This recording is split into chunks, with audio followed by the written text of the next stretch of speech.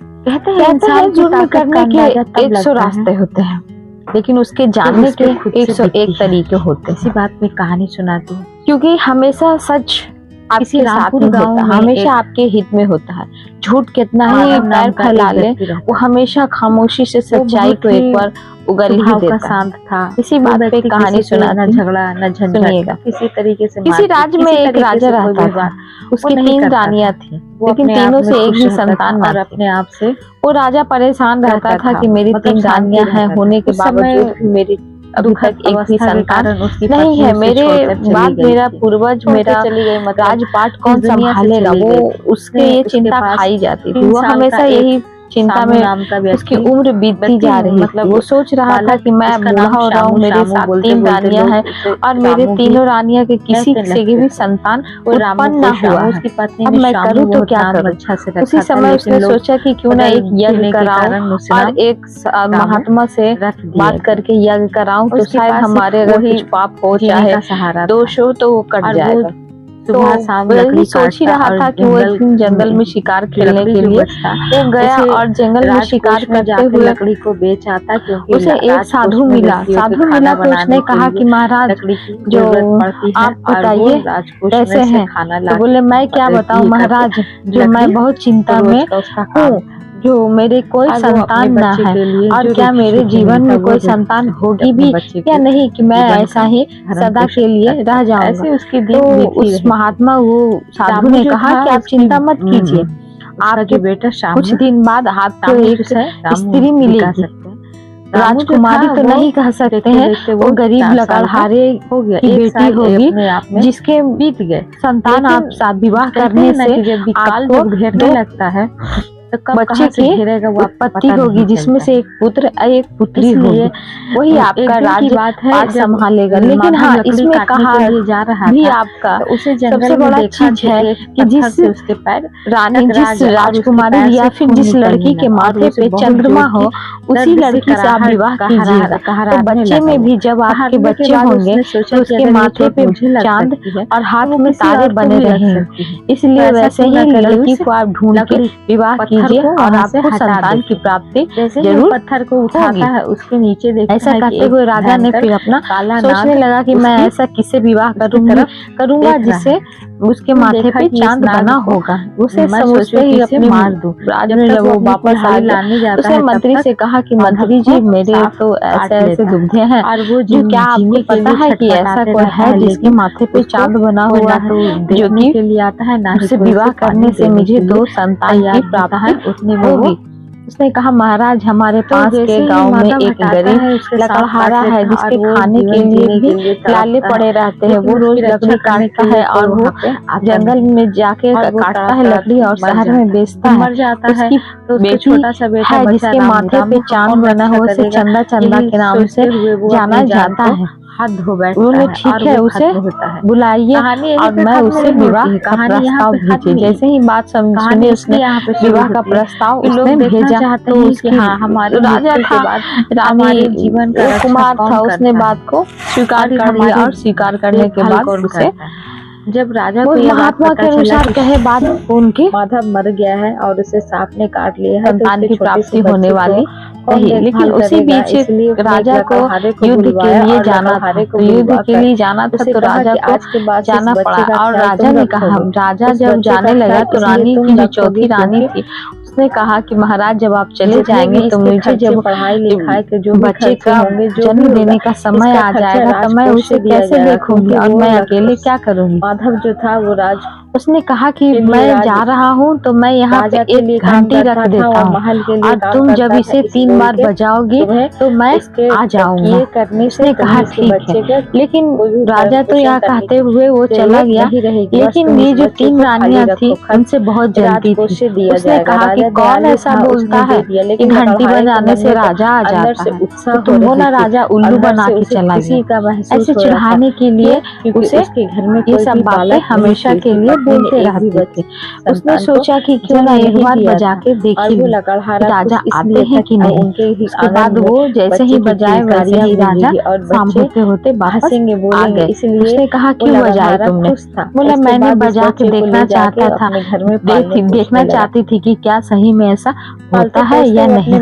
उसके बाद फिर दूसरे उसने कहा ठीक है अब से ऐसी मत करना, जब तक तुम्हारा वो बच्चा जन्म देने का समय ना हो तब तुम्हें मुझे जब तक नहीं बुलाना, नहीं वहीं तो मैं नहीं आ पाऊंगा। मट्टी में बहुत मजे आते थे। तो एक बार हो गया, अब बच्चा एक बार दो बार बुलाने से तीसरे बार बुलाने पे नहीं आता और मट्टी में जाकर वो गंदे हो जाता था। उनकी जो तीनों रानियां थी उसने जाके उन्हें एक बार चिढ़ाने का की तरह बनना चाहता फैसला किया और उसने कहा कि मैं जाके इसे चिढ़ाती हूँ और राजा को एकदम बिल्कुल आने के लिए मना कर दूंगी। उसने कहा इससे कहा बाजार में घंटी बजाने से कहीं राजा आता है तो राजा तुमको उल्लू बनाता है, उल्लू बना के चला गया है और ऐसा कोई नहीं आएगा। लेकिन फिर भी ये रानी जो चौथी रानी थी, छोटी वाली जो इतने बच्चे को जन्म देने वाली थी, वो फिर परेशान हो गई। फिर उसने सोचा कि कहीं राजा नहीं आए तो बोला कहाँ कोई आता है घंटी बजाने से कोई राजा आता है। उसके दिमाग से फिर से ये बात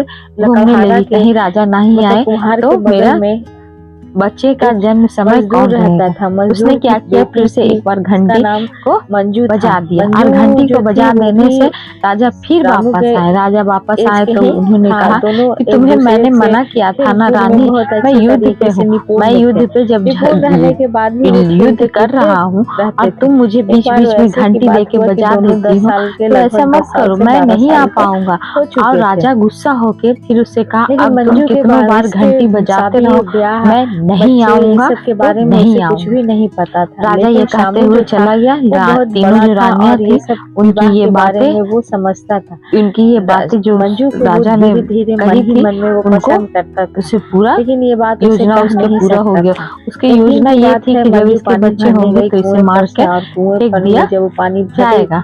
अब उसकी योजना पूरा हो गया। अब उसने कहा जब उसके बाद जब बच्चे जब समय आया तो उन्होंने जब प्रसव पीड़ा होने लगा तो छोटी रानी ने घंटी बजाते बजाते थक गई, लेकिन राजा नहीं आ सके। उसके बाद नहीं आए तो उसने दो बच्चे को जन्म दिया जिसका नाम चांद और तारा हार माथे पे चमक रहे थे। चाहिए माँ से लड़का के माथे पे चांद सा चमक रहा था और लड़की के हाथों में दो तारे बने हुए थे। तो चांद तारा, चंदा की बेटी चांद तारा शामू ने कहा कि ठीक है अगर हुई थी। उसने तीनों रानियों ने दाई से कहा कि तो जाकर मारकर फेंक दो और दो कुत्ते के बच्चे लाके रख दो। तो उसने कहा कि खेल नहीं, कुत्ते के शादी के मतलब उसने कहा कि जाके इन दोनों बच्चों को जान से मार दो और इसके बदले में दो कुत्ते के बच्चे रख दो। और राजा का युद्ध उसी समय समाप्त हो गया। तो राजा जब वापस आए तो उसने कहा कि अब जाके मिलते हैं। तो उसने देखा कि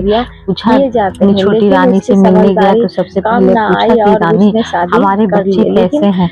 उसने कहा बड़ी रानी दोनों तीनों रानियां जो थी उनके और भी जो चीज से जल्दी बोले क्या महाराज बच्चे हुए तो हुआ है, कुत्ते का बच्चा है, कुत्ते के बच्चे को जन्म दिया। शादी के समय क्या रानी बकवास कर रही हो तो ऐसा कैसे हो सकता है, मेरी महारानी कुत्ते के बच्चे को जन्म। बोले हाँ मैं क्या झूठ बोल रही हूँ, आप दीदी से पूछ लीजिए। उसने दूसरी रानी से भी पूछने के लिए कहा, दूसरी रानी ने भी यही कहा।